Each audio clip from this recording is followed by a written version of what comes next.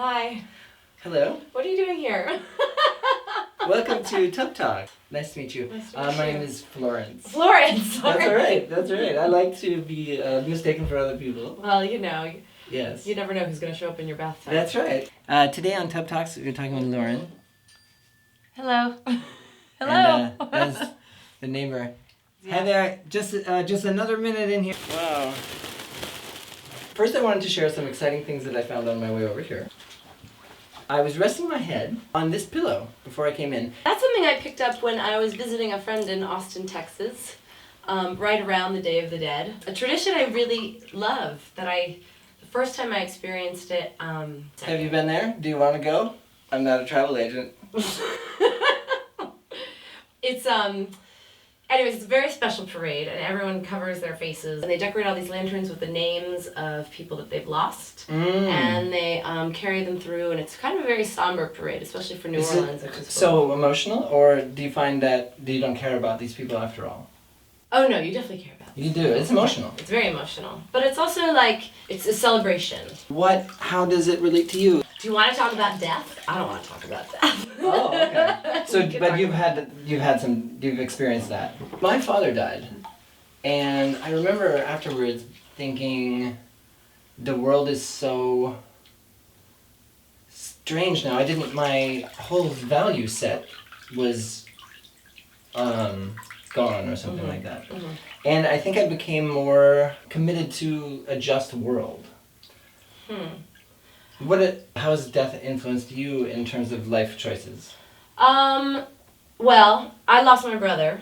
Oh my gosh, I'm so sorry. Thank you. But and I think what it did was, to put it very lightly, it made me care less about little things because I'd experienced something so much bigger and darker, and so it made things that would have been really painful before seem less painful because that was so much more painful. There were lots of male models. Oh. So the views were nice. Sometimes the men in the world wonder if the women like to see them at all.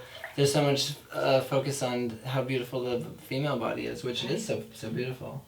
I agree. Was it underwear or overwear? It was overwear. Overwear. It was overwear. But there's always. But they were in their underwear plenty. So that's what happens when you're a model. You spend a lot of time on set just in your underwear.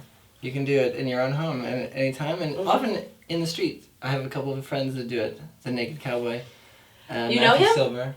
Yeah, because I also felt, before that happened, I realized that my life was just a sunny parade. Everything was great. And I never really had that experience before of something being so difficult. And also How old were you? Arbitrary. And I was old enough to deal with it. I was in the 20s. Maybe still there in his 20s.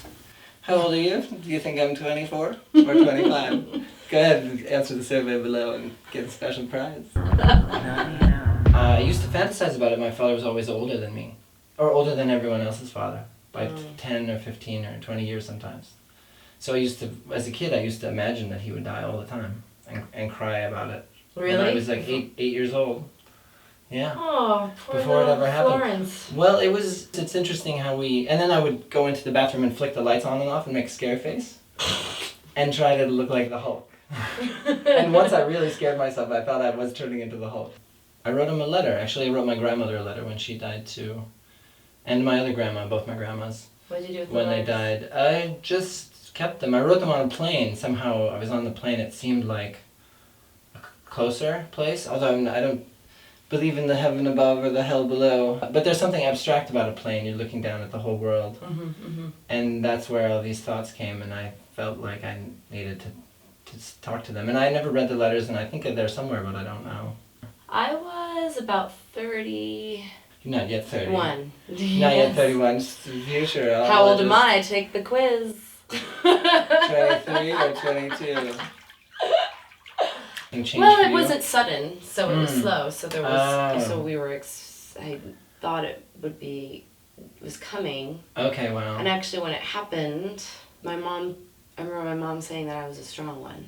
I remember I was home with my family, and people were sending all these gifts. They were sending food and all this fruit baskets and flowers, but lots of food, tons of. And I chopped up some pineapple. And I brought it to my mom and my sister, who were sitting in the other room. I don't know what they were doing. and I offered them some pineapple.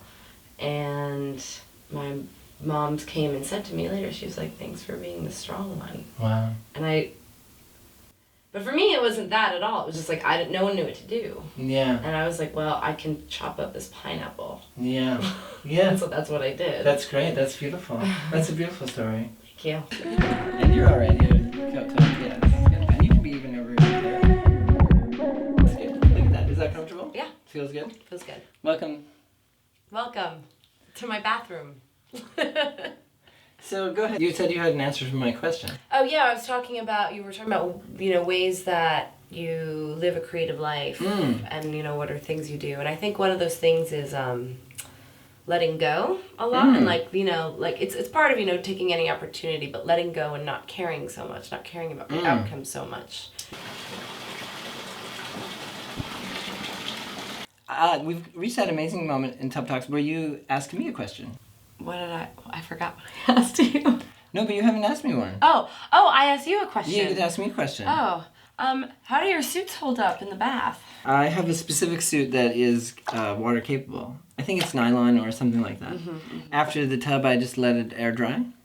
That's my secret. Even just a simple thing like bringing some balloons home from the party that I was working at can be just as exciting as dressing up purposefully to go on a parade. Does it fade? No, not yet. It hasn't faded. The people were more annoyed, actually. And then, some people, thought it was... But it was late. It was a Monday. And then I was like, but how can you be mad? They're gold balloons. And you can ask me one more question. Okay, one more question.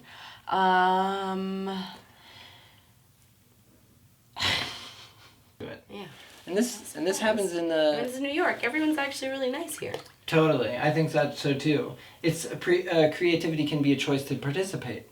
And we can see, you can see yourself. That was a big creative choice. Yeah. And I don't know what's going to happen, but isn't that the good part? It's That's part the of good part. It's part of the process. Yeah. You don't know what's going to happen. No, and that's the best part about being an artist. I have a friend, he classifies all problems as high class problem, low class problem. If you have 2 points, you can draw a line. If you have 1 point, you're just standing on a pole. Being creative. Is there classism to the classification system? I don't know. But that seems like a high class problem. Like a desirable problem. It's a desirable problem. Yeah. I know, they're that's why I like them too. Yeah, I like that. And you can see behind you. That's not a bad problem. I have so many ideas that I don't know which one to choose. High class problem. Low class problem, I guess, is I have no ideas. I don't know which one to choose. Where's your second favorite? I don't know if I believe in low class problem. Yes, go ahead. Where's your second favorite place to perform an interview? Because obviously your first place is unless this is your second favorite place. My favorite is the shower. Shower's your third or first? That's Charlene. It's okay, Charlene, just one more minute. Well, I think these are great. Thanks. We tried to shower, but for audio reasons, it's very difficult. We had to record the interview separately and then pretend we were talking in the shower, and it made it a little tricky. Maybe you just need a better sound guy.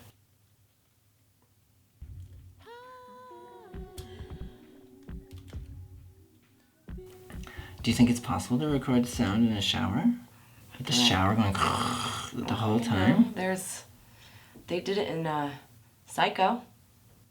But it wasn't an interview. They just had the music. But it was, you're right, it was just music. Yeah. Where else have I seen shower? And we're shooting burlesque dancers that like to bake, so we're doing this mix of it's like this kitschy stuff, like desserts and then, beautiful girls. Actually, before you came over, before my bath, I was editing some photos that I took of some pretty burlesque dancers. Some were shot in Coney Island. And then... Lauren, it was so nice to meet you. It was very nice to meet you, Florence. Yeah, I like how our names are so relatable and related. Florence. Yeah, Lauren and Florence. Yeah, like the body of the woman and how that relates in the home and the domesticity. It's like my name sort of fits inside. Your name is inside my name. Except, it is. I mean, I wouldn't say it's performance art, but it is definitely, touching on these ideas of... But I think we might spell it differently, but it's fulfilling because I like to make pretty pictures, but it's not fulfilling on like a more existential meaning, because a lot of times you don't really have much control on these shoots. It's like magic. It's like the circus. Look at that. It's like a mini circus. Right. Or like mess them up some more. Put some sand on those. Yeah, put some sand on them, and then, that's the look. Yeah. Or like drop them on the boardwalk. Dropped ice cream cone. It's like that's, being creative in the moment. That's right. Artistic solutions for material problems. Yeah, which are really important in the world of photography. That's right. And here we are in a mini circus in your bathtub. Thank you for inviting us. Thanks for coming over. All right. Okay, John. That's your cue. We're gonna. That's part of being creative, is being open to like, well, if that's what they're gonna look like, then maybe we should just make them look more dirty. Like, it's not about the outcome, it's about the process. Wait, how did it go? This is TubTalks? That's right. This is TubTalks with your host, Florence. Hello, I'm Florence. And this is Lauren. We had a very nice conversation. Thanks for taking a bath with me.